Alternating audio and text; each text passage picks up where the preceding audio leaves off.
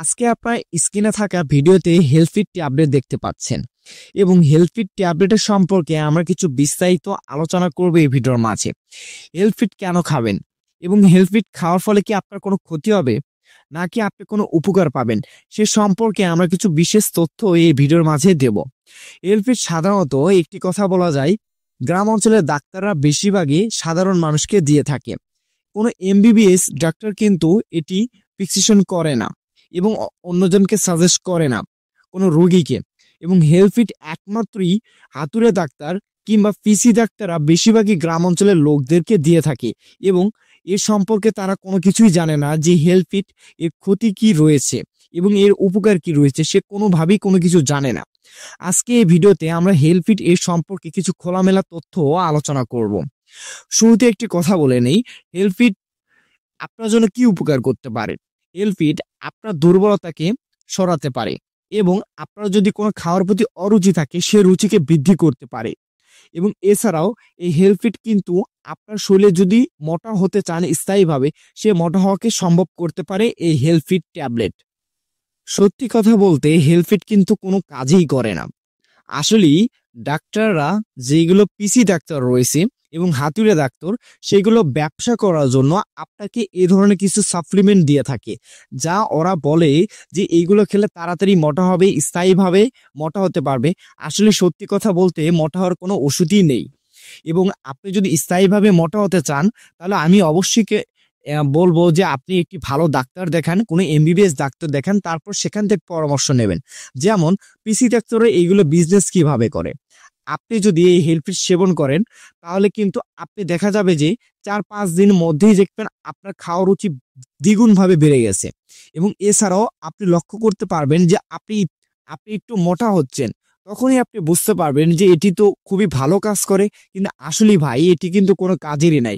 আপনি হাইস্ট যখন খাওয়া এটা বন্ধ করে দেবেন, তার 10 দিন পরেই দেখবেন যে আপনি যে তাই রয়ে গেছেন এবং আপনার কোনো পরিবর্তনই আর তখন আর দেখা যাবে না। তো এই জন্য আমি আপনাদেরকে বলবো এই হেলথফিট ট্যাবলেট আপনি কোনো সময় সেবন করবেন না। এই হেলথফিট ট্যাবলেট যদি আপনি সেবন করেন তাহলে আপনার যে সমস্যাগুলো হতে পারে, যেমন কিডনির সমস্যা হতে পারে, হার্টের সমস্যা হতে পারে, চোখের সমস্যা হতে পারে এবং ব্রণ হতে পারে, এ ধরনের কিছু সমস্যা কিন্তু দেখা দিতে পারে এই হেলথফিট ট্যাবলেট সেবন করার ফলে। এবং আসল কথা, এই হেলথফিট ট্যাবলেট যে কোম্পানি তৈরি করেছে, যেমন বোটানিক ল্যাবরেটরিজ ইউনানি, আসলে এটি কিন্তু তাদের লিগ্যাল প্রসেসে কোনো কোম্পানি নয় এবং এই কোম্পানি আসলে কিন্তু কোনোভাবে একটি লিগ্যাল না।